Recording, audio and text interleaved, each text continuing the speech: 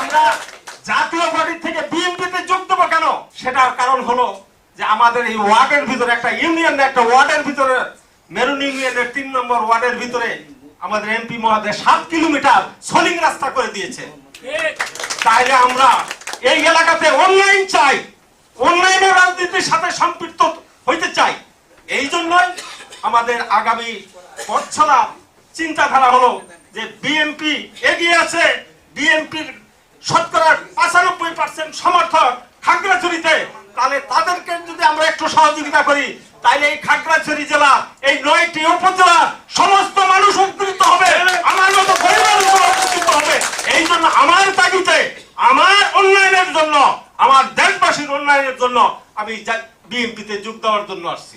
দেখি হিসাব করে দেখলাম যে বিএনপির লোক বেশি, তাইলে আমরা ওইগুলা সব বাদ দিয়া, আমরা সবাই মনে করেন জামাতের থেকে বাদ দিয়া, অন্য অন্য দলের থেকে বাদ দিয়ে আমরা সবাই মনে করেন যে দানের শীষের দিকে আমরা আসি, সবাই দানের শীষে আমরা ইনশাল্লাহ ভোট দেব।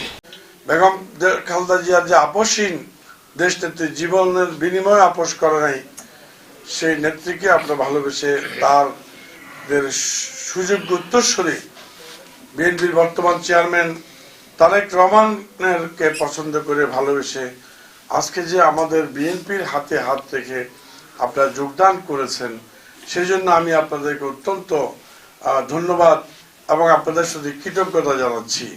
আপনাদের মনটা, আপনাদের ভালোবাসাটা আপনারা বিএনপির প্রতি দিয়েছেন, আমাদের প্রতি দিয়েছেন, আমাদের কর্মকাণ্ডকে ভালোবেসে পছন্দ করে আপনারা যোগদান করেছেন।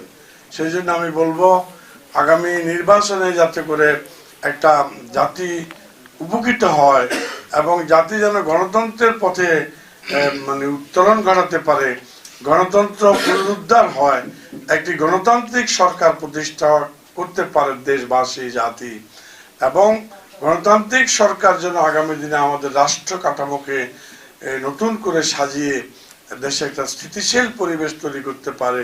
সেই জন্য আপনারা সাহায্য করবেন, সমর্থন করবেন, সহযোগিতা করবেন, এই আহ্বান রাখছি এবং দোয়া করবেন।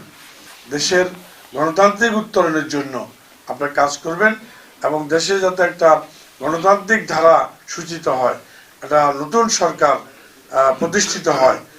এই নির্বাচনকে নিয়ে বহু ষড়যন্ত্র হচ্ছে, নির্বাচন যাতে করতে না পারে সেই জন্য অনেক জায়গায় মানুষ হত্যা করছে, গুলি করছে, বানচাল করার যত রকমের চেষ্টা আছে, একটি অপশক্তি সেই নির্বাচন বানচালের চেষ্টা চালাচ্ছে।